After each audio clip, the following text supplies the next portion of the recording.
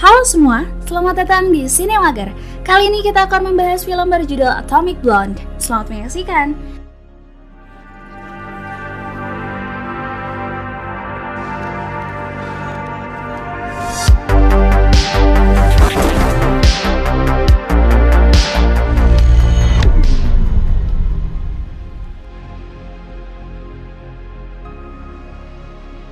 Jika sebelumnya kita membahas James Bond sebagai mata-mata pria, kali ini kita akan membahas orang yang digadang-gadang sebagai James Bond versi wanita, yaitu Charlize Theron yang berperan sebagai Lauren Brogan dalam aksinya mencari sebuah daftar penting, bersama David Percival yang diperankan oleh James McAvoy, juga Sofia Boutella sebagai Delphine di Berlin, Jerman.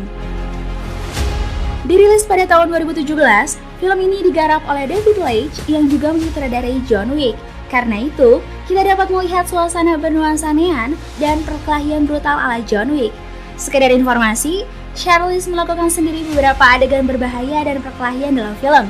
Ia bahkan mempersiapkan diri hingga 5 tahun lamanya. Dan inilah dia Atomic Blonde.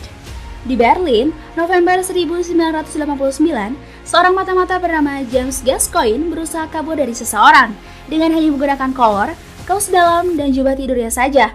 Padahal, saat itu lagi salju, apa nggak kedinginan, Bang? Kemudian, si pengejar yang merupakan agen dari KGB atau singkatan dari Committed Gesundheitsbenoy Bezobasnasti bernama Bahtin menabrakkan mobilnya 2 kali pada Gascoigne. Bahtin lalu menembak Gascoigne dan mengambil jam tangannya. Latar berpindah ke London 10 hari kemudian. Kita akan melihat Lauren Brogan baru selesai mandi es. Orang-orang kok pada kuat dingin ya? Ia lalu membakar foto dirinya bersama Gascoigne. Bener mbak, mending move on aja. Lauren lalu pergi menuju ke markas M16. Ia kemudian masuk ke dalam ruang integrasi dan bertemu dengan Eric Gray di sana. Saat Eric menyalakan perekam suara, Ahmad Kurzweil, mata-mata Cia masuk ke ruang integrasi. Lauren tidak senang dan meminta agar Kurzweil pergi, tetapi Eric melarangnya. Interogasi dimulai. Eric menanyakan apa yang terjadi di Berlin. Lauren lalu menceritakan kejadian beberapa hari sebelumnya. Lauren menemui Si dan Eric di kantor mereka. Eric memberitahukan bahwa Gascoigne telah dibunuhnya pada malam sebelumnya di Berlin. Eric menjelaskan bahwa sebelumnya Gascoigne bertemu dengan seseorang yang dijuluki Spyglass. Mereka memiliki kesepakatan, yaitu Spyglass akan mendapatkan kekebalan diplomatika dari Inggris jika ia menyerahkan The List. The List adalah sebuah daftar berisi identitas agen yang sedang bertugas melakukan kegiatan ilegal dan semua transaksinya. Disimpan dalam bentuk microfilm pada jam tangan yang dicuri Bahtin dari Gascoigne. Lauren ditugaskan mencari daftar tersebut di Berlin dengan berpura-pura menjadi pengacara yang akan mengambil mayat Gascoigne. Ia juga diminta untuk bertemu dengan agen mereka di Berlin, David Percival. Kita lalu melihat Spyglass mendatangi David di sebuah bar. David yang mengenakan gips di tangan kanannya menagih daftar yang sebenarnya telah Spyglass berikan pada Gascoigne. Namun, daftar tidak pernah sampai ke tangan David. Itu membuat perjanjian untuk membawa Spyglass dan keluarganya ke Jerman Barat batal. Kemudian polisi datang. Semua yang berada di sana langsung melarikan diri. David lalu setuju untuk membantu Spyglass dan keluarganya karena Spyglass mengingat seluruh isi daftar tersebut. Lauren yang sudah sampai di Jerman Barat seharusnya dijemput David. Namun, David terlambat dan menyuruh anak buahnya untuk menjemput Lauren. Di sini kita akan melihat seorang perempuan yang mengawasi Lauren. Di perjalanan, Lauren melihat sebuah mobil mengikuti mereka. Ia juga melihat pistol di balik mantel salah satu anak buah David. Lauren yang curiga kemudian menyerang mereka dan berakhir membuat mobil yang dinaikinya terguling. Ternyata, orang yang mengikuti Lauren adalah David. David lalu mengantar Lauren ke hotelnya. Tetapi, ia juga membawa si supir dan membuangnya setelah menyuruhnya untuk menyampaikan pesan pada Bremovich. Di Jerman Timur, Bremovich mengintegrasi beberapa orang yang tertangkap di bar semalam. Kemudian, seorang anak buahnya datang dan mengatakan bahwa Bahtin kabur dengan membawa daftar. Lalu, Bremovich menyuruh anak buahnya untuk mencari Bahtin. Saat Lauren datang untuk mengambil mayat Gascoigne, ia masih diikuti oleh perempuan misterius. Karena masalah dokumen, Lauren tidak dapat membawa mayat Gascoigne. Lauren yang baru selesai mandi es, merasa seseorang telah menyusup ke dalam kamarnya. Lorraine melihat David dan segera melumpuhkannya saat Lorraine bertanya tentang Spyglass. David berbohong dengan mengatakan bahwa ia tidak pernah bertemu Spyglass. Lorraine kemudian bertanya tentang perempuan yang terus mengikutinya, tetapi jawaban David malah muter-muter, mengatakan jika ia secara benar mengikuti Lorraine, Lorraine tidak akan menyadarinya. Lorraine pergi ke sebuah toko jam. Pada penjual jam, ia mengatakan bahwa dia membutuhkan akses di Berlin Timur. Penjual jam lalu menyuruhnya datang kembali besok. Lorraine lalu menyelidiki apartemen Gascoigne. Kemudian, Lorraine di masa sekarang mengatakan bahwa daftar yang mengungkapkan agen ganda dengan alias Sechel pada Eric dan Kussfeld. Lorraine juga mengatakan ia mencurigai David setelah polisi mendatangi apartemen Gascoigne. Karena David adalah satu-satunya orang yang tahu Lorraine akan datang ke sana. Kembali ke apartemen Gascoigne. Lorraine yang sudah bersiap segera melumpuhkan semua polisi yang datang. Sore harinya, Lorraine yang telah memasang penyadap di tubuhnya sendiri mendatangi tempat David. David kemudian menawarkan untuk membawakan mantel Lorraine. Lalu, mereka membicarakan Bahtin yang belum terlihat bergerak. Kemudian, Lorraine pergi ke sebuah bar. Di sana, ia bertemu dengan Bremovich. Mereka kemudian berbincang-bincang. Lorraine memperhatikan Bremovich, terutama saat ia menyinggung tentang kesetiaan. Bremovich pergi saat seorang perempuan datang dan mengaku sebagai teman Lorraine. Perempuan yang selalu mengikuti Lorraine itu bernama Delphine Lisselle. Ia lalu mengajak Lorraine untuk bertemu di klub temannya besok malam. Lalu, Lorraine kembali ke toko jam. Penjual jam mengatakan bahwa ia sudah menyiapkan seorang kontak. Tanpa diketahui, ternyata David menyadap Lorraine. Ia juga menaruh penyadap di dalam gips lengannya. Saat akan bertemu dengan kontak, Lorraine diburu oleh anak buah Bremovich. Tetapi, ia berhasil melarikan diri. Ia lalu bertemu dengan kontaknya. Kontaknya mengatakan bahwa Bahtin tetap belum muncul di pasar gelap. Lorraine sedang mendengarkan rekaman percakapannya dengan Bremovich dan Delphine melalui tape.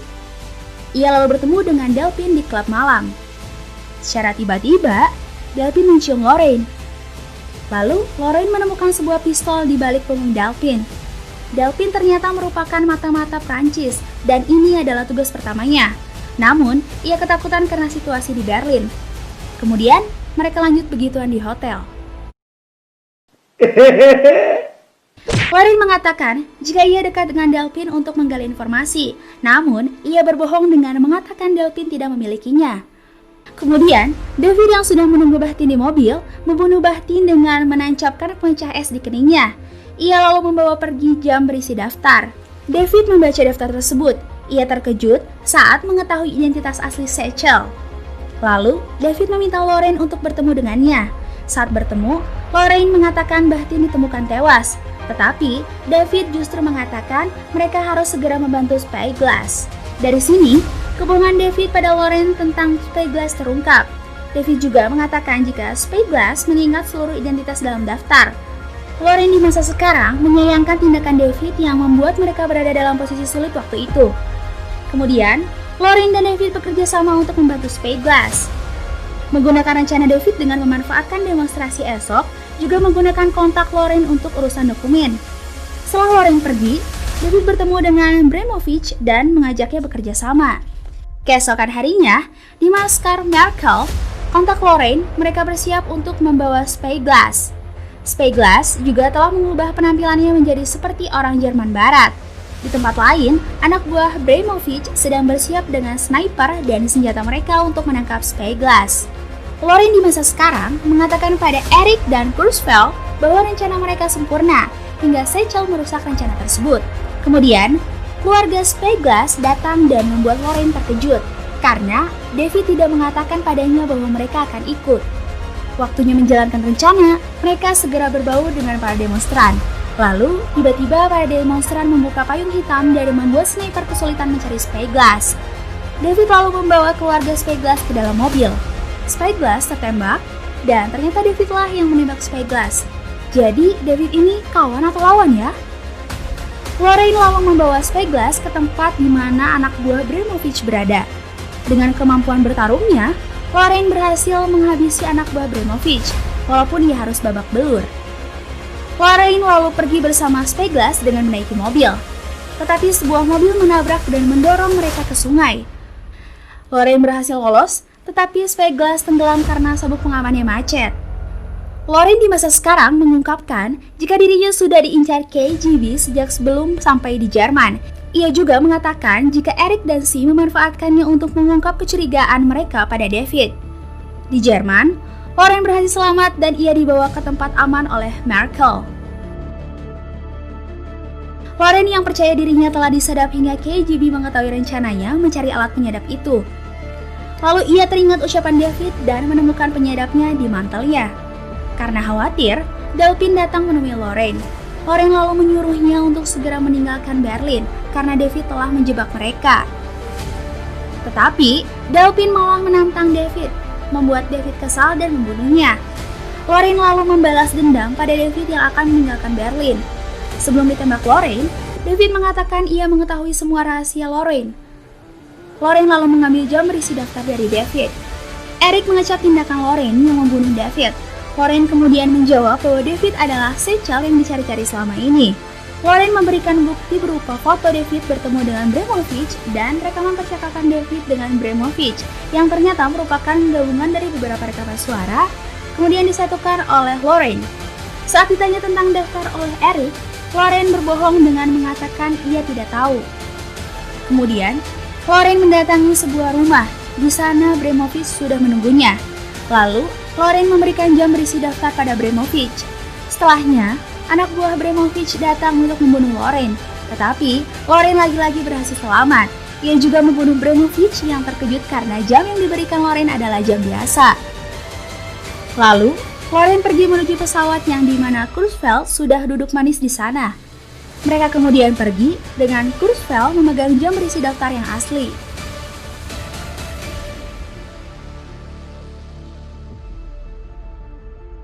Itu dia alur dari Atomic Blonde. Jadi, Lorraine sebenarnya adalah Seychelles, agen ganda yang meresahkan banyak orang. Tapi mungkin lebih tepat disebut triple karena Lorraine bekerja untuk M16, Bremovich, dan Sia. Sewaktu David melihat daftar, dia melihat identitas asli dari Seychelles yang ternyata adalah Lorraine. Karena itu, ia terkejut. David membunuh Spyglass karena ia tidak ingin Spyglass yang mengingat semua identitas dalam daftar jatuh ke tangan Lorraine. Ia juga memang berencana untuk membunuh Lorraine di sana. Kita juga bisa melihat bagaimana tingkah David yang agak ganjil sebelum ia ditembak oleh Lorraine. Lorraine memanfaatkan David untuk memutarbalikkan fakta bahwa dirinya Seychelles. Dengan berkali-kali mengarahkan opini Eric juga membuat mereka berpikir bahwa David adalah Seychelles. Ia menggunakan foto yang diambil Delphin dan mengedit rekaman suara David juga Bremovich seolah-olah mereka bekerja sama untuk mendapatkan daftar. Padahal, itu bukanlah percakapan yang sebenarnya. Dengan Eric dan C yang percaya pada Lorraine, M16 tidak akan mencurigai Lorraine sebagai Seychelles. Sekarang kita tahu kalau David adalah kawan, sementara Lorraine adalah lawan. Silakan tulis di kolom komentar jika kalian memiliki teori lain. Jangan lupa buat like dan subscribe jika kalian suka video ini. Terima kasih dan sampai jumpa di video selanjutnya.